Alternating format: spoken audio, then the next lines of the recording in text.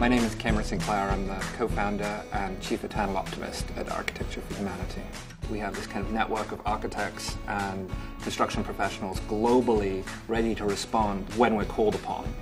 We don't go into a community unless we're asked, and what we try to do is build structures that are not just meaningful for those who are using it, but for the community as a whole.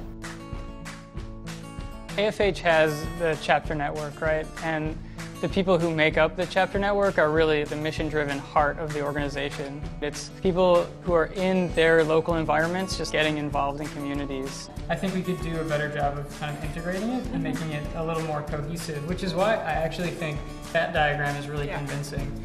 So with the Borough Street project, the lead designer, Reyes Hart, called the office, was like, hey, I just got involved in the chapter. How can I really be a lead on a project?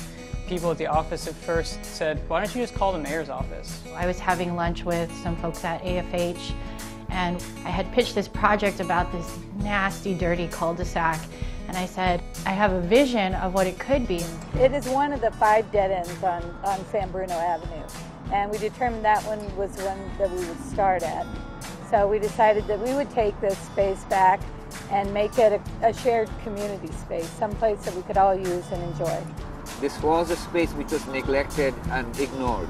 And since this was neglected, this became a dumping ground. And there was a great opportunity to make it into something very nice and usable.